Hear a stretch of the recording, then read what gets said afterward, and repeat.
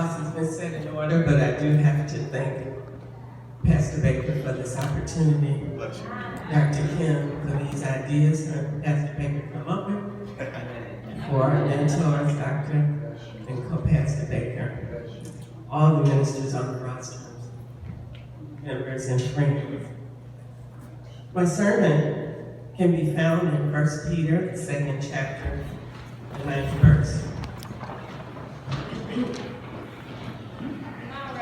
Let him use. Yes.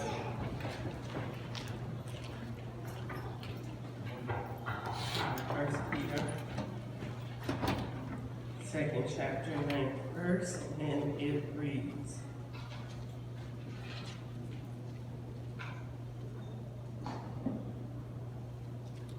"But ye are a chosen generation, a royal priesthood, and holy nation, a peculiar people, that ye should show forth the praises of him who hath called you out of the darkness into his marvelous light." The title of my sermon today, I'm just peculiar like that.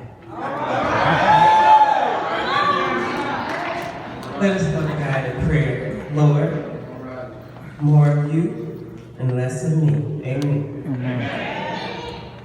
As I look around over these 60 years and counting, and I observe many things that are questionable in our world, I have come to the conclusion, and people of God, y'all may agree, that this is a strange generation.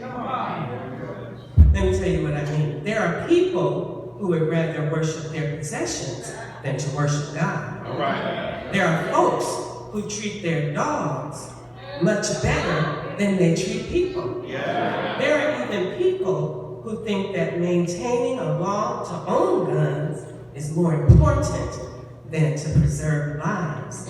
Oh yes, people of God, there's no doubt. This is a strange generation. And have you noticed that there's an overwhelming preoccupation with getting and having money? And it really doesn't matter what you do or are willing to do to get it. You can lie to get it. You can cheat to get it. You can steal to get it. You can legislate to get it. Have you looked at your taxes lately? Oh yes, Zion Temple. I most assuredly know this is a strange generation. And by generation, I mean race. You know, the human race of people, and all of y'all and me, we're the Christian folk who have to live among them with all this nonsense. Well, maybe it was the nonsense like this that Peter saw as he would preach and teach to the folk during his generation.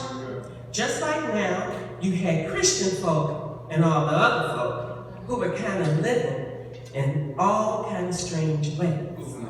And it came to Peter's attention that some of the Christian folk had gotten a little confused about how they should live and why they should live Christian lifestyles within the larger community. You see, they had been taught, as are we, that as Christians, we live as a people who are preparing for Jesus' return. But Peter found that there was one question that had increasingly begun popping up. They would ask, "Brother Peter, since Jesus hasn't returned yet, should we begin to live like everybody else around us?" It was a question that was worth addressing, and Peter knew it had to be settled for generations to come.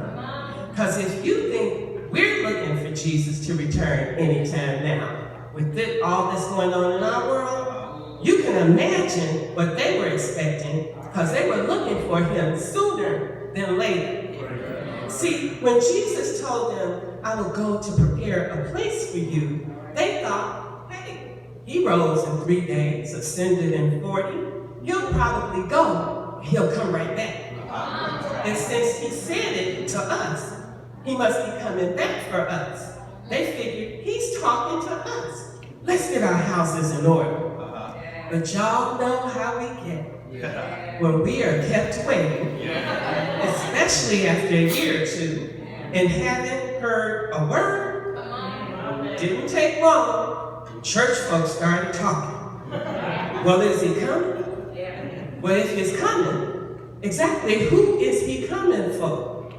So when Peter saw, okay, fine, they done got a little off track, he reached all the way back to Exodus 19 so he could share what God expects. And he wrote this for them, but he intended it for all of us.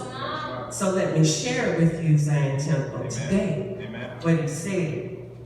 He told them, saints, when Jesus comes back, saints, it doesn't matter when Jesus comes back, whether it's today or tomorrow or 3,000 years from now.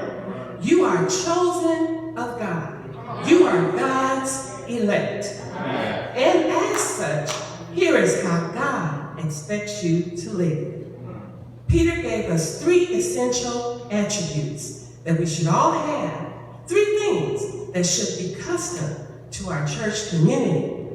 These 3 roles we are called to play with the time that we have remaining here on earth. You are called to be holy, set aside, filled with the Spirit. You are consecrated unto God, praying, fasting. It should be second nature, talking to Him every day.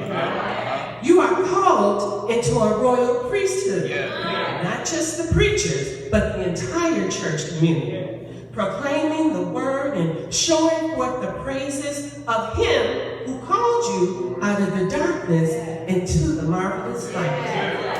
Lastly, you are called to be peculiar, and that's different from the rest of the world. You ought to look different. You ought to act different. You ought to talk different. When people see you coming, they should know, oops, change conversation. Here she comes, that peculiar. As Christians, just because we live among them doesn't mean that we have to live like them. Remember, when we become members of the body of Christ, we can be in the world, but we are not of the world. And when we follow Christ, we are commanded to go. You will have opportunities as a church community, but many times you'll be all by yourself. Go make disciples, sharing with them, but mostly showing them who you are. People will question the things that you do, but just say, I don't know, I don't think like that. Just say, no, I don't think like that. I'm just peculiar like that.